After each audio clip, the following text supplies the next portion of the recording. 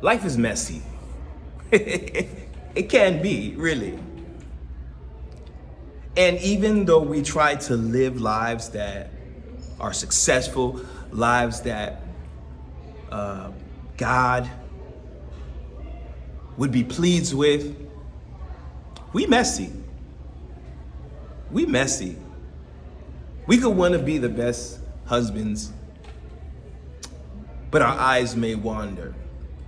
We want to love our kids, but our history, our past, not having a father figure, a male representative of love in our lives, or a man representing love or demonstrating love in our lives. We may not have experienced this, so we go into these relationships, these father-child relationships, this husband-wife relationships, flawed, faulty, not 100% whole for whatever the reason is. This is not easy.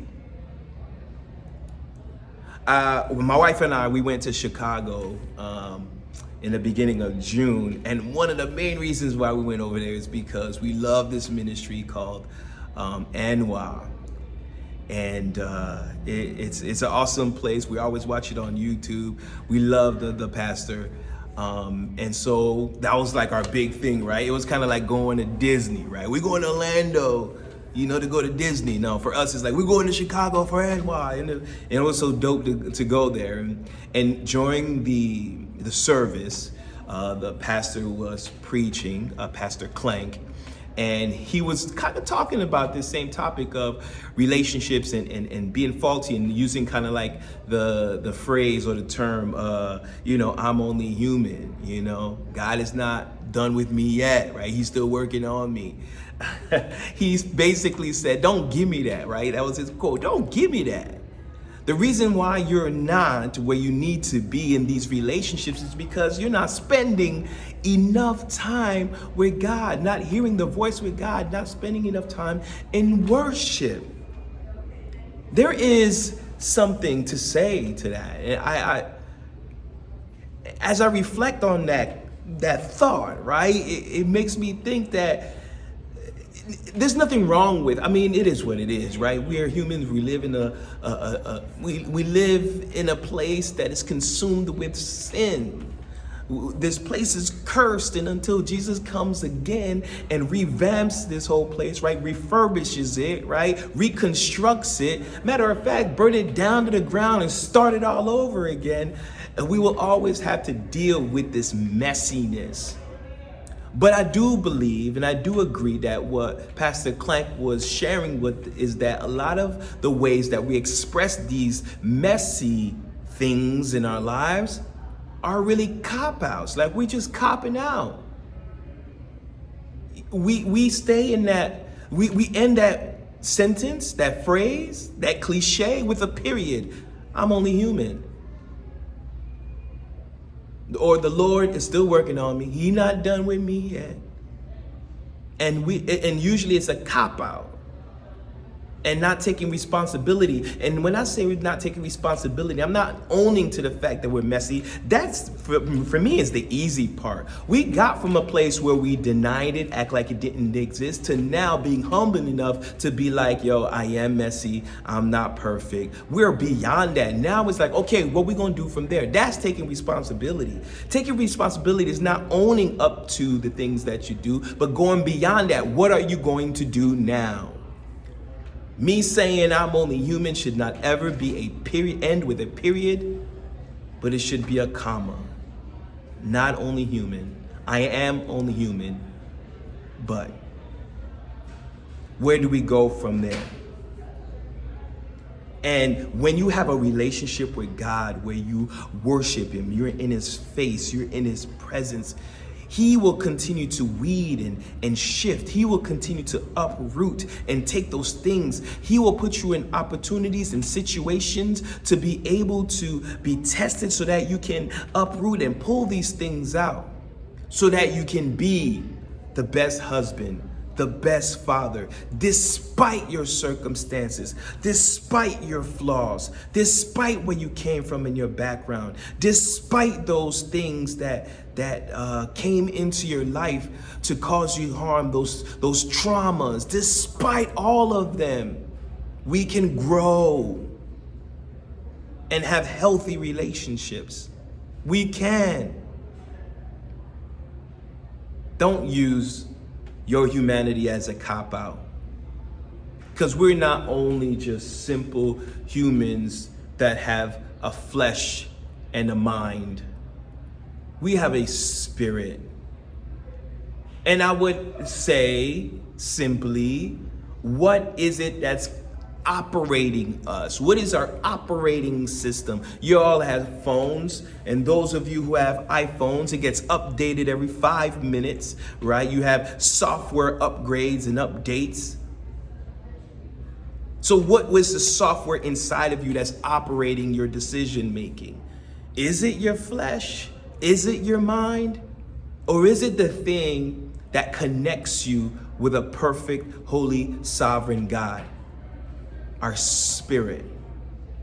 And if we're not engaging with him on that level, then it makes sense. Yeah, you can say I'm only human, I am only physical, I'm only a mental. In that case, if you truly believe that, then yeah, there's a period there.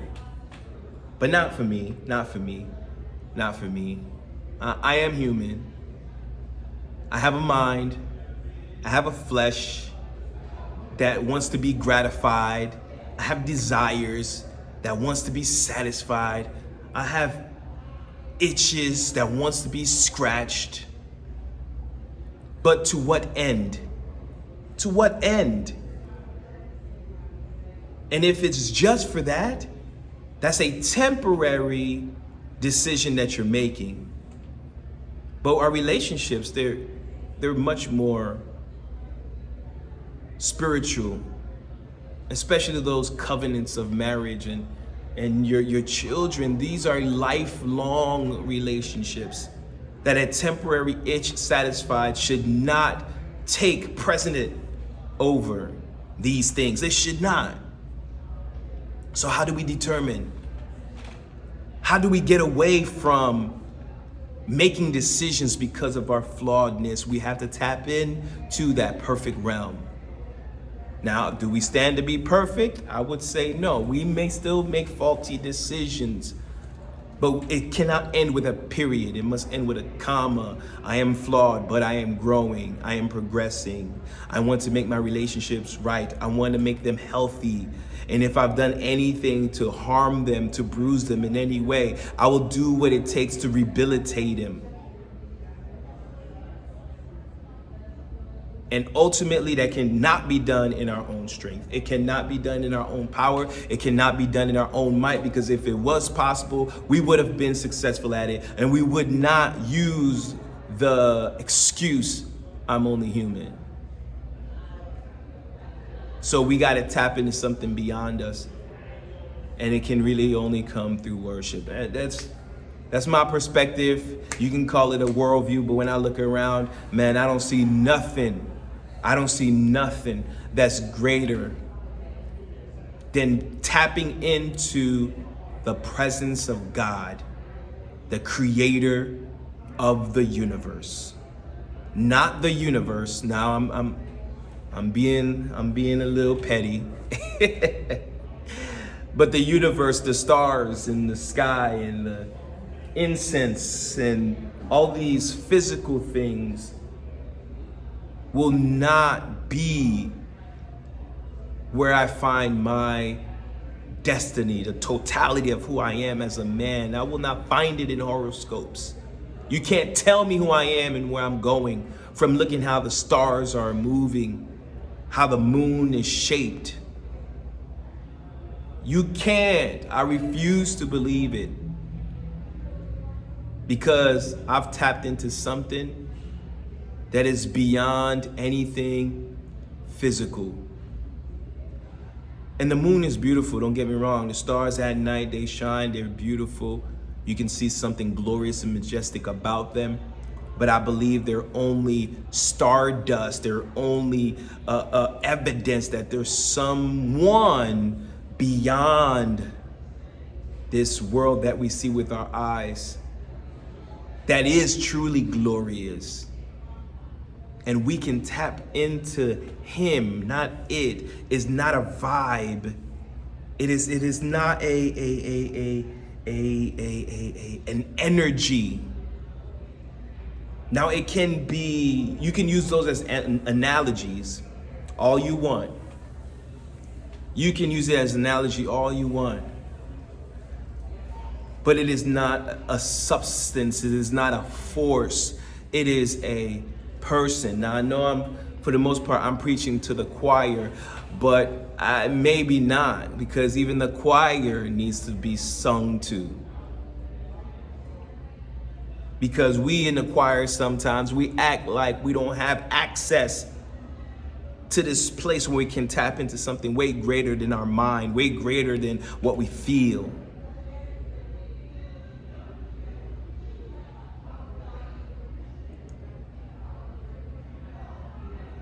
So I'm gonna be the best man that I can be, the best father that I can be. I'm gonna be the best husband, the best brother that I can be, the best co-worker, best employer that I can be. How can I do all of that? When I am flawed, when I have history. It can only be done through an intimate relationship,